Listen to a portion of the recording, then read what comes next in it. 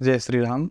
हमारा सनातन धर्म वो नियमों और लोकाचारों का मिश्रण होता है। बड़े सारे लोगों को भ्रमवश या फिर अज्ञानतावश हम किसी नियम को मानना चालू करते हैं और उसके बाद उसे ही हम लोग शास्त्र सम्मत कहने लग जाते हैं, लेकिन वास्तविकता कुछ और ही होती है।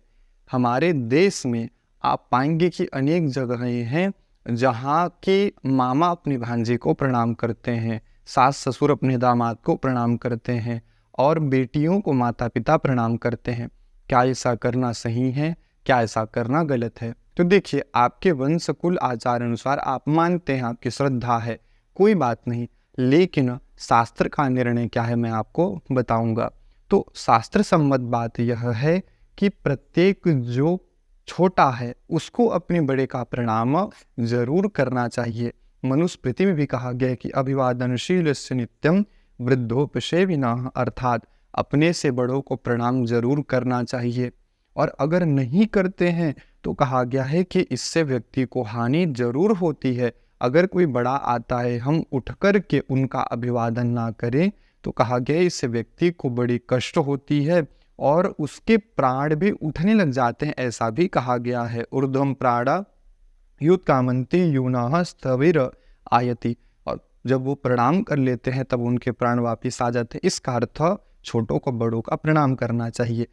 कारण क्या है? नवरात्र पर्व होता है या फिर कन्या पूजन करते हैं हम, या फिर कन्यादान करते हैं विवाह के समय में, तो उस काल में जो है बड़े हैं और कन्याएं छोटी हैं माता स्वरूप में, तो उस काल में हमको जो है कन्याओं का प्रणाम अवश्य करना चाहिए। कन्यादान कर रहे हैं या फिर जैसे वर विवाह के लिए आए हैं तो उस काल में विष्णु स्वरूप है वह, उनका प्रणाम करना चाहिए। लेकिन इसे हर समय लागू नहीं करना चाहिए। अगर आप भांजे को श्राद्ध में जरूर बुलाना चाहिए। आप भांजे को श्राद्ध में बुलाएंगे तो उस समय आपको उनको पाद प्रक्षालन करना होगा, पूजा करना होगा, अभिवादन करना होगा। लेकिन इसका अर्थ ये नहीं है कि हम हर समय भांजे को स्वयं प्रणाम करें।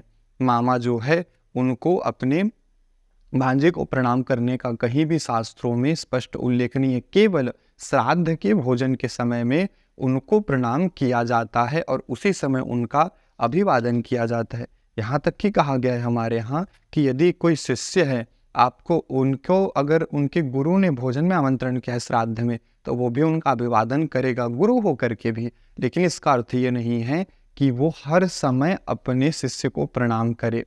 तो शास्त्र सम्मत बात क्या है कि कनिष्ठ हैं तो हमको उनको ही बड़ों को प्रणाम करना चाहिए। यहाँ तक कि शास्त्रों में कहा गया है कि सास माता स्वरूप है, तो कैसे माता स्वरूप होकर के एक दामाद अपनी सास से प्रणाम करवाता है?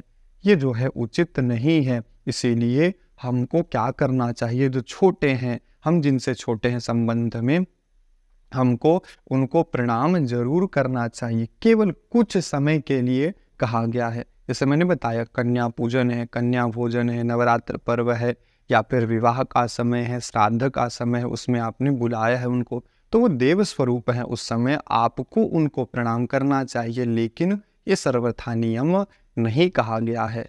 जय श्री राम।